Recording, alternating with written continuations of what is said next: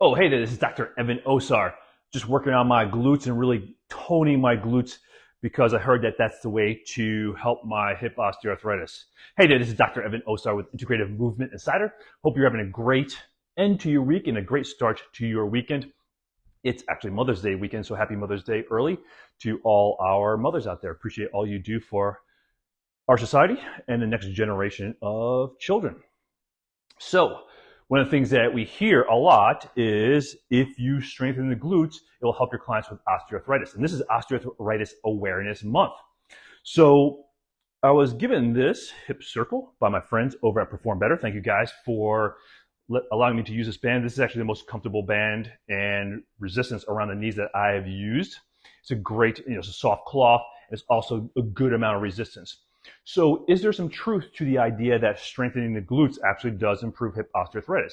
And it's like anything. Yes, there's a certain level of strength that is required and necessary, and that can oftentimes be helpful for our clients with hip osteoarthritis. However, we want to step back just for a moment and think about what actually leads our clients to hip osteoarthritis. Now, there could be multiple causes of why your clients are, especially, we'll talk about older clients because that's mostly who we work with, and many of you that are part of our community. Thank you again for being part of our community. That's who you primarily work with as well.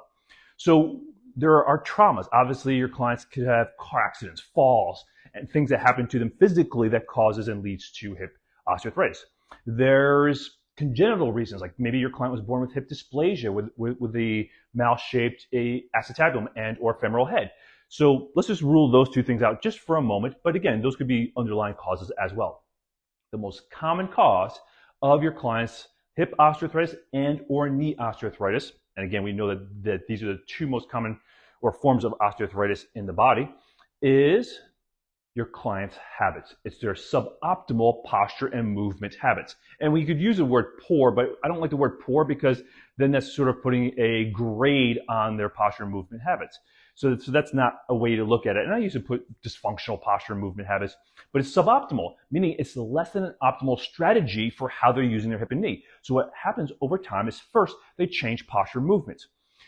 So what happens for a lot of our older clients is as we start to age, all of us, this happens too, we get a condition called spinal stenosis. So that's just one example. This is just one example. Spinal stenosis will oftentimes cause us to go into posterior pelvic tilt and sway our pelvis forward. It also causes flexion of the lumbar spine.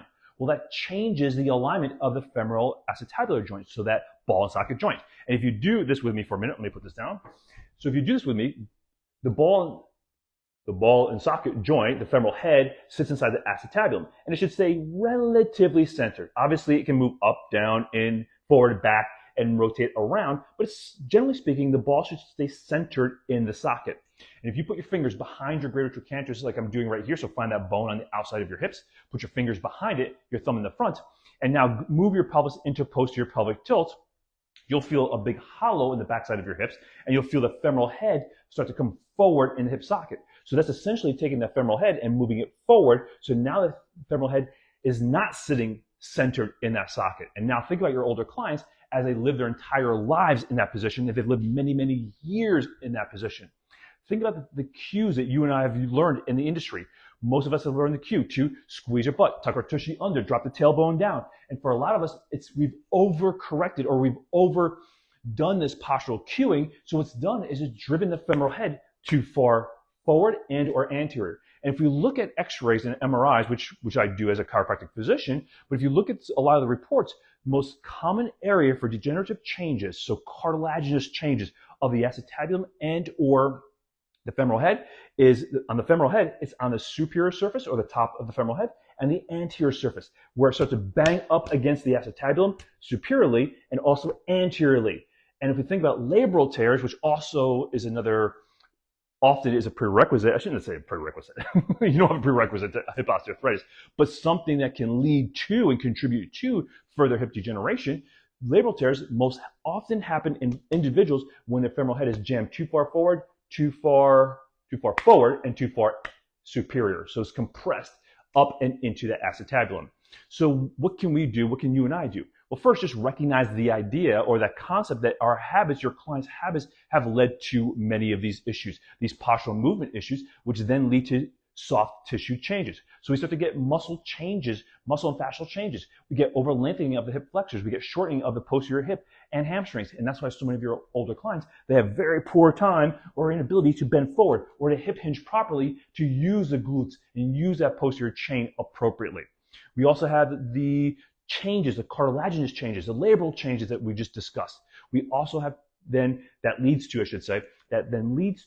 the bony changes. The more you bang the femoral head up into the acetabulum and or anteriorly into the acetabulum, it's just really Wolff's law. A bone under stress will remodel based upon the stress that's put on it. The more you bang the femoral head up, the more you bang the femoral head forward, the more the body starts laying down more bone. And the first thing that we start to have is that FAI, femoral acetabular impingement. That's where your client often will say when they're squatting or they're turning their hip in, you can even do this with me right now, just bring your hip into flexion, adduction, and a little bit of internal rotation, and then bring your knee in, and I get just a little tiny bit of pinching, not bad, but I can feel it just a little bit. That's oftentimes the beginning of femoral acetabular impingement.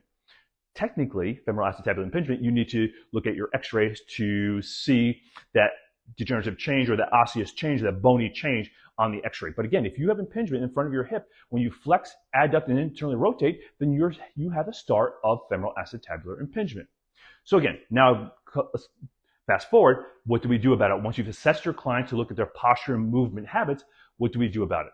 Well, if we talk about, just make it simple, helping your clients strengthen their glutes. We want to help them strengthen them in a more optimal fashion so they're not reinforcing the suboptimal posture and movement habits that led to the degenerative changes in the first place. So let's go back to the hip circle here. So again, very comfortable belt. So I'm going to put the belt around my knees.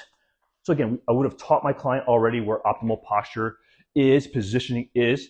But again, what we want to think about for our clients is the idea of not over gripping their hips. That doesn't mean don't use the glutes. It just means don't over grip it so they're not driving that femoral head forward again. So one of the things we'll teach our clients is once they push their knees, their feet are relatively, we're going to have them turn their feet in so their feet are relatively straight. I apologize that you can't see my feet.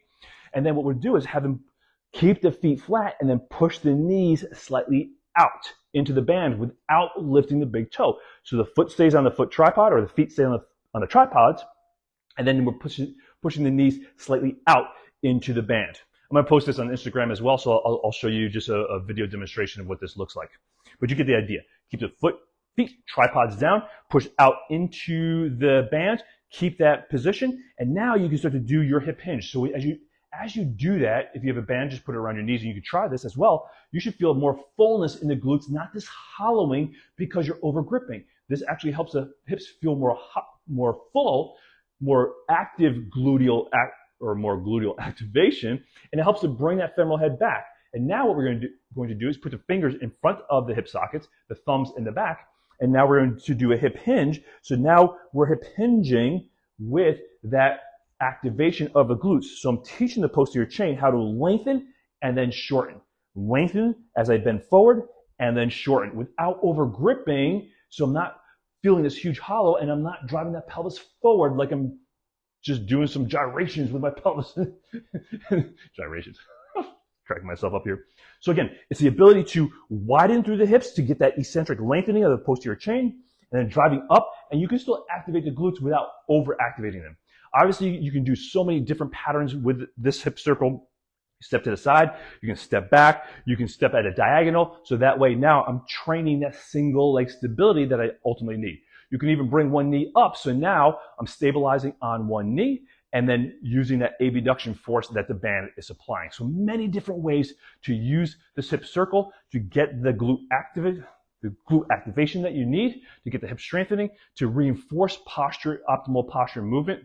So again, you guys can check this out, hip circle from Perform Better. I make no money by telling you that. It's just a cool band that I've started to use in my own workouts as well. And even just doing those few repetitions, I'm like, my hips feel actually really good right now, just from those few repetitions of using that optimal position and cueing. So give that a try.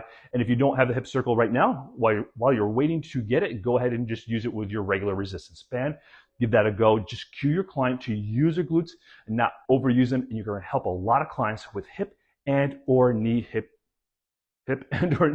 osteoarthritis. I hope you enjoyed that video. I hope it made sense. And maybe if you're part of our community, that probably reinforces a lot of the things that you've heard or learned from us. And if you're new to us, maybe it's made you think about some of the things that you're doing with your clients and or you're doing in your own workouts and why it contributes to so much hip and or knee issues. If you're looking for more information as well as to get some CCs, check out our Two Anatomy Geeks. So Two Anatomy Geeks, Hip and Knee Osteoarthritis. It's a 3-part series that my fellow anatomy geek and I, Jill, we put together this 3-part series. Number 1, to describe this process, the degenerative joint process, as I called it, because it's really a process. Your client didn't wake up one day with hip osteoarthritis or knee osteoarthritis. It was a process. They changed posture and movement. They changed their soft tissue, the muscles, the connective tissue, the tendons, the ligaments, the joint capsules, the cartilage, the labrum around the hip, the meniscus of the knee, and then they led to those bony changes. So you understand that process so you can educate your clients, because your clients aren't getting great information from most of their medical professionals either about why they have hip or knee osteoarthritis. More importantly, we want you to be able to take this anatomy knowledge and then apply it to your assessments and your corrective exercises, so you can choose the best assessments and the best corrective exercises to help your clients address those underlying habits, those suboptimal habits that led to that issue in the first place. Finally, we want to help you integrate this, because obviously your clients have things that they need to do. They have things that they want to do.